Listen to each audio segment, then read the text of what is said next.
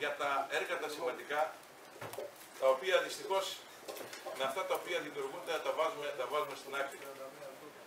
Εδώ ξεκίνησε ένα έργο σημαντικό έτσι, και για την Μεσίνδρια, για τον Βαθύλακο και για τον πρώην Δήμο Χαλκιδόνας, που επί κυρίου Τσιτουρίδη, επί κυρίου Νικόπουλου έγινε η πρώτη μελέτη, έγινε μετά η συνέχεια της μελέτης και τη μελέτη ακόμα τη χρωστάμε γύρω στα 300.000, είναι απλήρωτη μελέτη εκείνη και καταφέραμε να ενταχθεί το έργο. Φτάσαμε μπροστά σε ένα διέξοδο και είδα δημοτικούς συμβούλους να μην ψηφίσουν το έργο. Εγώ έχω 25 χρόνια στα έδρανα, πρώτη φορά είδα τέτοιο πράγμα. Και το λέω με μεγάλη λύπη. Δεν είναι δυνατόν να προχωράμε μια διαδικασία, να τα τρέχουμε με χίλια, με επισκέψεις, με πιέσεις, με παρακάλια, να μπορέσει να ενταχθεί, γιατί ξέρουμε ότι φεύγουν χρήματα από τη χώρα μας και φεύγουν δισεκατομμύρια. Και αν η απορρόφηση των χρημάτων δεν γίνει μέχρι την 31 Δεκάτου, μέσα σε 2 μέρες, θα χαθούν πάρα πολλά χρήματα.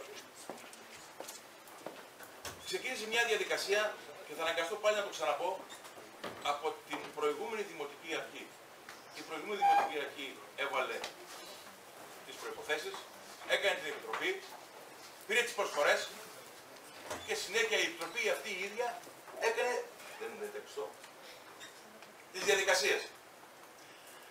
Βλέποντας τον κίνδυνο να τραβήξουμε σε μάκρους και να κλείσει την 1 Δεκάτου, επιλέξαμε έναν εργολάβο, ο οποίος δεν είχε κανένα ψεγάδι, όχι με δικά μας κίνητρα και δικά μας κριτήρια, αλλά με τα κριτήρια των αντιπάλων εταιριών.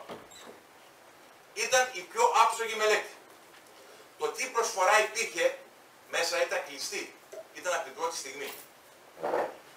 Οι παρικούντες στην Ιερουσαλήμ ήταν γνώστες από την προηγούμενη διοίκηση το τι ακριβώς είχε παιχτεί. Το είπε ο κ. Μωυσίδης σε καμιά κατηδίαν συζήτηση, το πώς περίπου κοιμάθηκε το όλο θέμα. Επιλέξαμε και πήραμε αυτή την απόφαση. Την απόφαση το οποίο ο κ. Κούρας, όταν ήταν εκεί, την ψήφισε και προς τιμή που την ψήφισε, και σήμερα το έργο αυτό έχει υπογραφεί και τραβάει και τα άλλα τα 2 τα υποέργα. Το έργο της πρώην, ναι, και τα 3, της πρώην Δημοτικής, του πρώην Δήμου Χαλκιδόνος είναι γύρω στα 21 εκατομμύρια.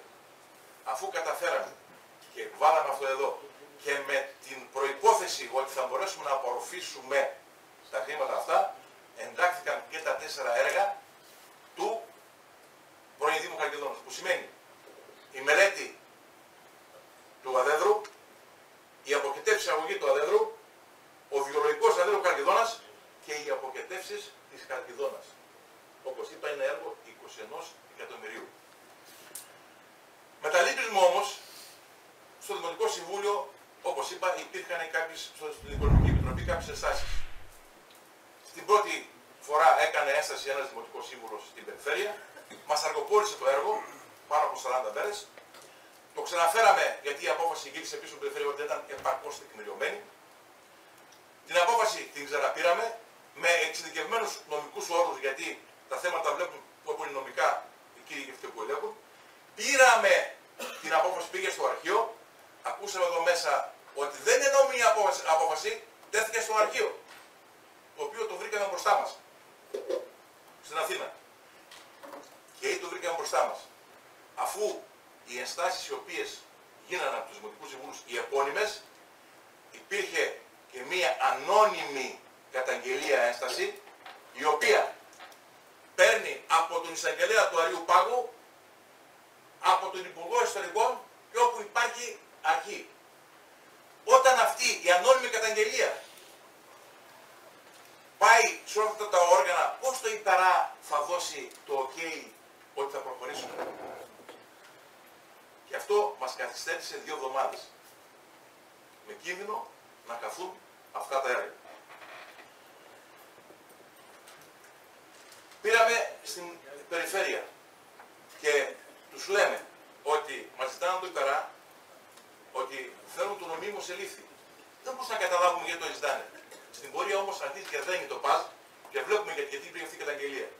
Και τους πάμε ότι η υπόθεση ελέγχθηκε, νομίμως ελήφθη και τέχθηκε στο αρχείο. Κλείνει αυτή η μία περίπτωση. Στη συνέχεια βρέθηκαν και άλλες περιπτώσεις. Τις παλέψαμε όλες. Καταφέραμε να υπογράψουμε τα μεγάλα τα έργα και του Βαθυλάκου, που το είχα πετύχει όταν πήγα στην Αθήνα πιο μπροστά την προηγούμενη φορά, για να μπορέσουμε να απορροφήσουμε το έργο του Βαθυλάκου. Υπογράφει η σύμβαση πριν από 6 μέρες, μια εβδομάδα, και μετά από μία μέρα, 2 μέρες, και υπογράψαμε και τη σύμβαση με τις 2 εταιρείες για την Χαλκιδόνα. Και προχωράνε και τα άλλα τα 2 τα έργα. Ο αγώνας ο μεγάλος είναι αύριο να μπορέσει να γίνει η αποπληρωμή τους. Το έργο του Βαθυλάκου ήταν πάνω από 1 χρόνο στην Αθήνα στο Ιππαρά. Εμείς καταφέραμε μέσα σε 15 μέρες να πάρουμε την έγκριση από το Ιππαρά. Με τις καταγγελίες τις προσωπικές, με τις ανώνυμες καταγγελίες, άρα το έργο προχώρησε. Και αυτό το έργο θα είναι προς όφελος των δημοτών της Χαλκιδόνας. Και το έργο του Βαθυλάκου καταγγελίες.